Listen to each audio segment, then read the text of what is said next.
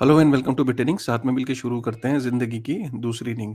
एक important report थी, मुझे लगा कि आपको बतानी चाहिए। रिपोर्ट है रिगार्डिंग द बिटकॉइन का जून की रिपोर्ट है और आर्क इन्वेस्ट की रिपोर्ट है। तो रिपोर्ट के अंदर कुछ बड़े इंटरेस्टिंग पॉइंट्स हैं। पूरी रिपोर्ट तो मैं कवर नहीं करूँगा, लेकिन जो रिपोर्ट के कुछ हाइलाइट्स हैं बिटकॉइन के रिगार्डिंग, तो वो मैं आपको बताने की कोशिश करता हूँ।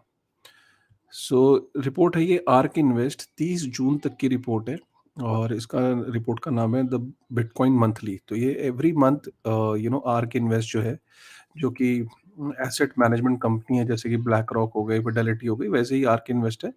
तो ये हर महीने एक बिटकॉइन के ऊपर एक रिपोर्ट रिलीज करते हैं। इनफैक्ट मैं इसको हर महीने कवर किया करूंगा। तो कुछ इंटरेस्टिंग फैक्ट्स हैं, मैं सारे पॉइंट्स तो कवर नहीं करूंगा, बट कुछ मेजर चीज़ें जो आपको पता होनी चाहिए, जैसे कि इनका कहना है कि काफ़ी सारी चीज़ें बुलिश हैं बिटकॉइन को लेके। जो यार्डस्टिक्स हैं, जो पैरामीटर्स हैं, जो कि बुलिश साउंड करते हैं।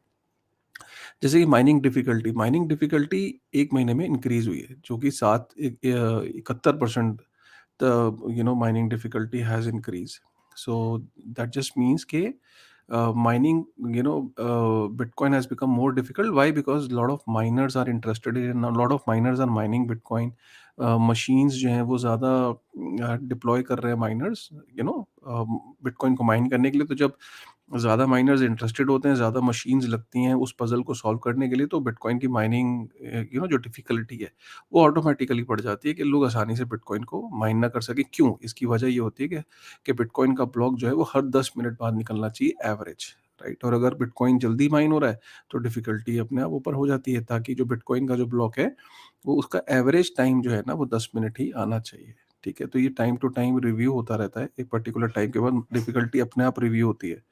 दूसरी चीज़ है इम्पोर्टेंट, जो यहाँ देखने वाली बात है, वो है माइनर का रेवेन्यू। क्या माइनर का रेवेन्यू हैज़ इंक्रीज्ड? तो यस, माइनर का रेवेन्यू जो है 45% से माइनर का रेवेन्यू बढ़ गया है।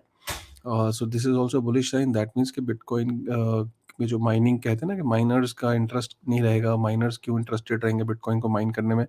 तो बट यहाँ से ऐसा लग रहा है कि miners revenue has increased and which is like 45%। और so this is also a very bullish sign.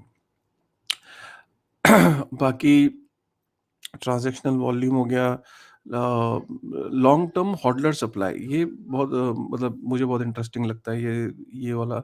Long term hodler supply का मतलब है कि अगर सपोज करिए कि 19 मिलियन के करीब आसपास बिटकॉइन सप्लाई में आ चुका है, 21 मिलियन का मतलब टोटल में आना है, उसमें से 19 मिलियन जो है बिटकॉइन जो है वो सप्लाई में आ चुका है। इनफैक्ट अगर मैं इसको अभी एज़ ऑफ नाउ अगर चेक करूँ, तो कॉइन गेको पे जाके, तो 19 मिलियन के करीब, 19.4 मिलियन जो है वो ऑलरेडी सप्लाई में आ चुका है, राइट? सो आप इससे अंदाज़ा लगाइए कि 14.46 मिलियन जो है वो 155 दिन से मूव ही नहीं हुआ है। 155 दिन से मूव नहीं होने का मतलब ये है कि हॉडलर्स जो है वो बढ़ते चले जा रहे हैं, और ये कितना परसेंट इंक्रीज़ है? 7.26% का इंक्रीज़ हो गया है। इलिक्विड सप्लाई मतलब बिटकॉइन जो ट्रेडिंग के लिए अवेलेबल है, जो अवेलेबल नहीं है, वो है 15.23 बिलियन बिटकॉइन जो है वो ट्रेडिंग के लिए अवेलेबल ही नहीं है, लिक्विड नहीं है सप्लाई। सो आप अंदाज़ा लगाइए कि अगर 19.4 में से 15.23 इलिक्विड सप्लाई है, तो हार्डली सप्लाई कितनी है बिटकॉइन जो ट्रेड के लिए अवेलेबल है। ये बहुत इंपॉर्टेंट यार्डस्टिक है, और ऊपर से इंस्टीट्यूशंस का इंटरेस्ट बढ़ रहा है, सप्लाई पीछे से है नहीं, मार्केट में लिक्विड सप्लाई है, तो this is a very important yardstick. कितनी परसेंट सप्लाई जो है वो प्रॉफिट में है? तो इस टाइम जितना भी बिटकॉइन मार्केट में है, तो 76.22% जो जितना भी बिटकॉइन है वो इस वक़्त प्रॉफिट में है। जिसके पास भी है, जिस वॉलेट में भी है, वो प्रॉफिट में है। तो आप इससे अंदाज़ा लगाइए कि 76% bitcoin is already in profit, which is like what 23%, right? 23 point PP is percentage में नहीं है। I don't know about PP, but there is like, if you see from this yardstick, so basically 76.22% जो है supply जो है वो उसमें है, प्रॉफिट में है, राइट? और अगर हम और यार्डस्टिक्स को देखें,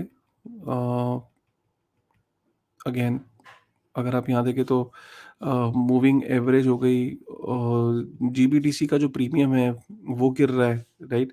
जीबीटीसी प्रीमियम जो है उसका GBTC premium suggest that sentiment is shifting favourably to a bitcoin ETF. तो बेसिकली क्या है कि जो डिस्काउंट है, राइट, वो has narrowed from -42% to -30%, right.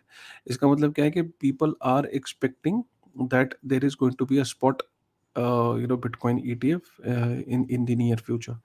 सो ये एक इम्पॉर्टेंट यार्डस्टिक है। उसके बाद जो ओटीसी डेस्क होते हैं, एक तो होता है कि आप बिटकॉइन को एक्सचेंज के थ्रू बाय कर सकते हैं, and that is one way of doing it. But जितने भी इंस्टीट्यूशंस और बड़े जो वेल्स होती हैं वो ओटीसी पे बाय करती हैं, ओवर द काउंटर।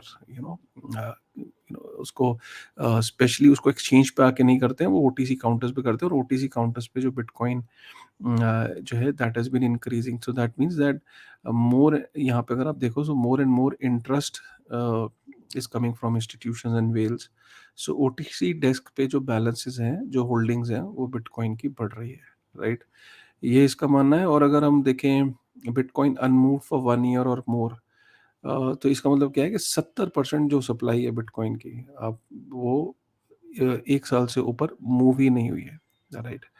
और अगर मैं आपको कुछ एक इंटरेस्टिंग थॉट बताऊं, तो तो मैंने एक ट्वीट किया था, इंडिया के अंदर कितना आपको, चलो ये तो ग्लोबल है ना, कि ग्लोबल कितना है, 70% है। इंडिया के अंदर मैंने एक पोल चलाया था 5 जुलाई को। इंडिया के अंदर भी अप्रोक्सीमेटली 1 साल से ऊपर 28% लोगों ने बिटकॉइन ना मूव किया ना ट्रेड किया है। और 2 साल से ऊपर जो है करीब 37, मतलब 65% लोग हैं इंडिया में भी। तो ये फिगर कहीं ना कहीं मैच करती है। ये मतलब ग्लोबली 70% लोग हैं और इंडिया में करीब 65% लोग हैं जिन्होंने बिटकॉइन को मूव ही नहीं किया है। और टेदर की सप्लाई और यूएसडीसी की सप्लाई को यहाँ कंपेयर किया है, यूएसडीसी जो है वो कॉन्ट्रैक्ट हो रहा है, कम हो रहा है, और टेदर जो है वो अपने ऑल टाइम हाई पे पहुंच गया है सप्लाई के, राइट। तो ये हो गया।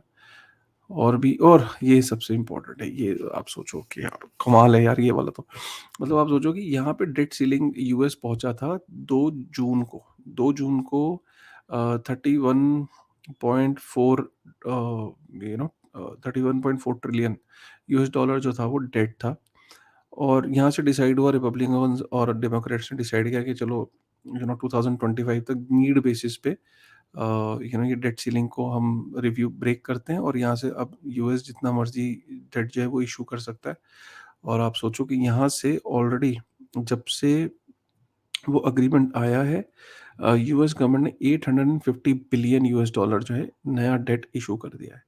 तो आप इससे अंदाजा लगाएं कि यहाँ से ये एकदम स्पाइक हो गया है। मतलब एक तो होता है ना कि नॉर्मल ग्रोथ दिख रही होती है, यहाँ तो एक परपेंडिकुलर, मतलब आप सोचो 1 ट्रिलियन के आसपास। अभी दीनी कितने हुए हैं, 2 जून और 2 जुलाई। आप अंदाजा लगाइए कि 1 महीने के अंदर अंदर 850 बिलियन यूएस डॉलर जो है वो ऑलरेडी मार्केट के अंदर डेट इशू कर दिया है। और ये साइन बता रहा है जीडीपी और जीडीआई फ्लैश रिसेशन की साइंस हैं, मैन्युफैक्चरिंग गिर रही है, again recession could be looming in US. So ये सारी चीज़ें यहाँ पे कवर की गई है। सो ऑल एंड ऑल ऐसी जो इम्पोर्टेंट रिपोर्ट्स हैं वो इंटरेस्टिंग होती हैं। रिपोर्ट्स रिपोर्ट्स को स्टडी करना चाहिए, रिपोर्ट्स को पढ़ना चाहिए। रिपोर्ट्स आपको काफ़ी सारी चीज़ें बताती हैं। ये बड़े बड़े फंड मैनेजर्स हैं, इनकी काफ़ी रिसर्च होती है। तो आई थॉट कि ये रिपोर्ट थोड़ी इंटरेस्टिंग थी। एक छोटे समय में ये रिपोर्ट को कवर करना चाहता था। अगर आपको पसंद आया तो प्लीज़ वीडियो को लाइक करिएगा, सब्सक्राइब करिएगा, ठीक है। और ऐसी कुछ रिपोर्ट्स लेके मैं फ्यूचर में भी आता रहूँगा। With this thought, thank you very much.